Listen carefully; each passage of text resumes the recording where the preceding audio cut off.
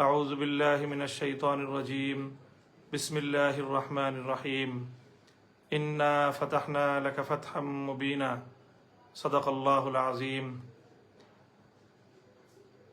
প্রিয় দেশবাসী, বাংলাদেশের সর্বস্তরের সকল জনগণ, সর্বশ্রেণীর সকল পেশার মানুষকে সর্বপ্রথম আমি স্বাগত জানাচ্ছি, অভিনন্দন জানাচ্ছি। আজকে একটি ঐতিহাসিক দিবস, 2024 সালের 5ই আগস্ট। বাংলাদেশের মানুষের জন্য ফ্যাসিবাদ মুক্তি এবং জুলুম ও শোষণের পিঞ্জর থেকে মুক্তির একটি ঐতিহাসিক স্বাধীনতার দিবস আজ। অনাগত কাল পর্যন্ত বাংলাদেশের মানুষ দ্বিতীয় স্বাধীনতা দিবস হিসেবে স্মরণ করবে ঐতিহাসিক 5ই আগস্টকে। অনেক ত্যাগ তিতিক্ষা, অনেক রক্তের নজরানা, অনেক শ্রম, অনেক মায়ের চোখের অশ্রু, অনেক বোনের আহাজারি, গগন বিদারী অনেক কান্নার পর কাঙ্ক্ষিত এই মুক্তির স্বাদ আজ আমাদের দেশবাসী উপভোগ করছে। এই আনন্দঘন মুহূর্তে সর্বপ্রথম আমি শুকরিয়া আদায় করছি আরশের মালিক মহান রব্বুল আলামিন, আল্লাহ পাক রব্বুল আলামিনের, যিনি আমাদের জাতীয় জীবনে এমন একটি আনন্দঘন সময়ের অবতারণা করেছেন, সৃষ্টি করেছেন। লাকাল হামদু ইয়া আল্লাহ ওয়া লাকাশ শুকরু ইয়া আল্লাহ।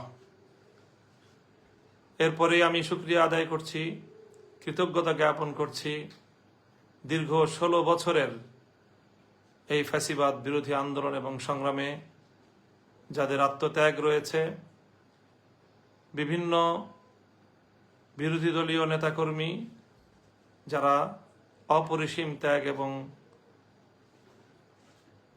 আত্মত্যাগ, বিভিন্ন জুলুম এবং নির্যাতনের শিকার হয়েও তারা যেভাবে ইস্পাত কঠিন দৃঢ়তা নিয়ে এই ফ্যাসিবাদের বিরুদ্ধে তাদের সংগ্রামকে অব্যাহত রেখেছেন, তাদের সকলকে, বিশেষত যারা এই সময়টায় গুম খুন সহ নানা নিপীড়নের শিকার হয়েছেন, সেই সকল মানুষগুলোকে আমরা স্মরণ করছি। গুম খুনের শিকার হওয়া আমাদের সেই সকল ভাই বোনদেরকে আমরা স্মরণ করছি, যাদেরকে বিগত 16 বছরে আমরা হারিয়েছি। বিরোধী দলীয় নেতাকর্মী, বিএনপি, জামায়াতে ইসলামী এবং বিশেষ করে হেফাজতে ইসলাম সহ বাংলাদেশের ভিন্ন মতাবলম্বী মানুষের উপর, জনতার উপর ফ্যাসিবাদের যে ভয়াল আক্রমণ এ দেশবাসী প্রত্যক্ষ করেছে, বাংলাদেশের ইতিহাসে এই 16টি বছর কালো অধ্যায় হিসেবে বিবেচিত হবে। এই সময়টায় যারা এহেন নিপীড়ন এবং জুলুমের শিকার হয়েছেন, অনেক মানুষ পঙ্গুত্ব বরণ করেছেন, অনেক মা তার সন্তানকে হারিয়ে আজও পর্যন্ত পথের পানে চেয়ে থাকেন, গুম হওয়া সন্তান বুঝি আবার ফিরে আসবে। সেই সকল মায়েদেরকে আমরা সালাম জানাই। সেই সকল মায়েদের মুখে আমরা মনে করি আজ কিঞ্চিত পরিমাণ হলেও এ জাতি হাসি ফোটাতে পেরেছে। এ জাতির দামাল কামাল তরুণ সন্তানেরা সেই সন্তান হারা মায়ের বুকে একটু হলেও সান্ত্বনার পরশ বুলিয়ে দিতে পেরেছে। তো আমি এই 16 বছরের নিপীড়নের শিকার সকল ব্যক্তি এবং পরিবার এবং সকল সংগঠনগুলোকে আমি কৃতজ্ঞতা জ্ঞাপন করছি। সেই সঙ্গে বিশেষভাবে স্মরণ করতে চাই 2013 সালের 5ই মে ভয়াল কালো রাতে শাপলা চত্বরে রাসূল আকরাম সাল্লাল্লাহু আলাইহি ওয়াসাল্লামের ইজ্জত এবং সম্মান রক্ষা, ফ্যাসিবাদের মোকাবেলায় যে তৌহিদি জনতা শাপলা চত্বরে জড়ো হয়েছিল নাস্তিক্যবাদের বিরুদ্ধে, সেখানে রাতের অন্ধকারে যে তাদের উপর গণহত্যা পরিচালনা করা হয়েছিল, সেই হত্যাকাণ্ডের শিকার সকল শহীদদেরকেও শ্রদ্ধাভরে স্মরণ করছি। আল্লাহ তাদের সকলের শাহাদাতকে কবুল করুন। সেই সঙ্গে 2021 সালে বাংলাদেশের স্বাধীনতার সুবর্ণ জয়ন্তী অনুষ্ঠানকে কেন্দ্র করে যে ক্র্যাকডাউন, যে নির্যাতন হেফাজতে ইসলামের আলেম ওলামা এবং দেশবাসীর উপর চালানো হয়েছে। দীর্ঘ 3 বছর পর্যন্ত শত শত সহস্রাধিক হেফাজতের নেতাকর্মী বৃন্দ এই স্বৈরাচারী ফ্যাসিবাদের দ্বারা জুলুম এবং নির্যাতনের শিকার হয়েছে, কারাভোগ করেছে। তাদের সকলের শুকরিয়া আদায় করছি এবং তাদের সকলকে আজ শ্রদ্ধা ভরে স্মরণ করছি।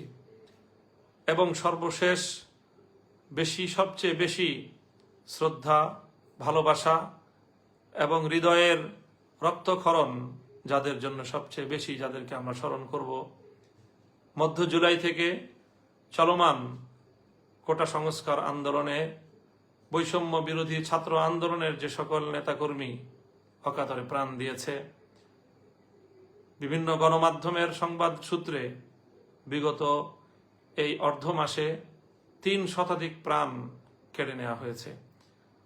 প্রত্যক্ষদর্শী এবং অনুসন্ধিৎসুদের ধারণা এবং তাদের বিশ্বাস, প্রকৃত হত্যাকাণ্ডের চিত্র এর চেয়ে অনেক বেশি ভয়াবহ এবং শহীদ মানুষের সংখ্যা এর চেয়েও আরো কয়েক গুণ বেশি হবে। আমরা এই যারা প্রাণ দিয়েছে, রংপুরের আমাদের ভাই আবু সাইদ এবং মুগ্ধ ছড়ানো আমাদের ভাই মুগ্ধ সহ এই আত্মদানকারী এই সকল শহীদদেরকে আজ বিজয়ের এই শুভ লগনে আমরা অত্যন্ত গভীর শ্রদ্ধা ভরে তাদেরকে স্মরণ করছি। মহান রব্বুল আলামিনের দরবারে তাদের জন্য মাগফিরাত কামনা করছি। আল্লাহ যেন তাদের এই শাহাদাতকে কবুল করেন এবং তাদের দেখানো এই পথে আগামীর বাংলাদেশ যেন গড়ে উঠতে পারে। আমরা যেন এই সকল শহীদদের আত্মদানের সাথে বিশ্বাসঘাতকতা না করি। এ জাতি যেন এ সকল জাতির শ্রেষ্ঠ সন্তানদের আত্মত্যাগের যে ঋণ, এটা যেন একটি সুন্দর দেশ এবং জাতি গঠনের মধ্য দিয়ে সে ঋণ কিঞ্চিত হলেও পরিশোধ করতে পারে। আল্লাহ রাব্বুল আলামিনের কাছে জাতির জন্য সে তৌফিক আমি কামনা করছি। প্রিয় দেশবাসী,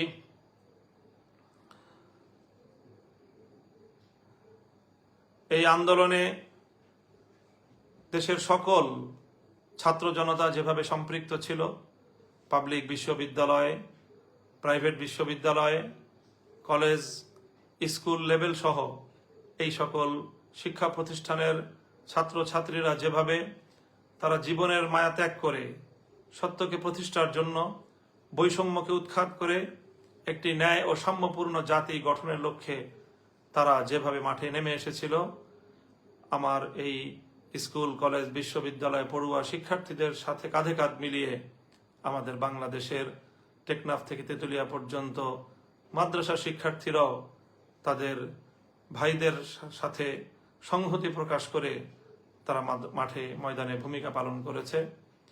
এবং বিশেষত আন্দোলনের শেষাংশে বাংলাদেশের সকল মাদ্রাসাগুলো থেকে ছাত্র জনতা বাঁধ ভাঙ্গা জোয়ারের মতো তারা মাঠে নেমে এসেছে। ফ্যাসিবাদের বিরুদ্ধে জাতীয় এই জাগরণে সাধারণ শিক্ষাধারার শিক্ষার্থীদের সাথে আমার মাদ্রাসার শিক্ষার্থীরাও কাঁধে কাঁধ মিলিয়ে মাঠে ভূমিকা পালন করেছে, যেটি বাংলাদেশে এক অনন্য, অনিন্দ, সুন্দর দৃষ্টান্ত স্থাপন করেছে। আগামীর বাংলাদেশ আমরা তেমনই দেখতে চাই। সকল ভেদাভেদ ভুলে গিয়ে শিক্ষা এবং ধর্মীয় অঙ্গনের এই যে সীমারেখা, এই যে একটি দেয়াল, এই দেয়ালকে অতিক্রম করে গোটা জাতির জন্য সম্মিলিতভাবে একটি আগামী প্রজন্ম আমরা গড়ে তুলব, যারা এই দেশটাকে আমাদের পূর্বসূরীদের স্বপ্নের বাংলাদেশ হিসেবে গড়ে তুলবে। সেই প্রত্যাশা আজকের এই শুভ লগনে আমি ব্যক্ত করছি এবং আগামীর সেই বাংলাদেশ গড়ার জন্য সকল শিক্ষার্থীদের প্রতি আমি উদাত্ত আহ্বান জানাচ্ছি।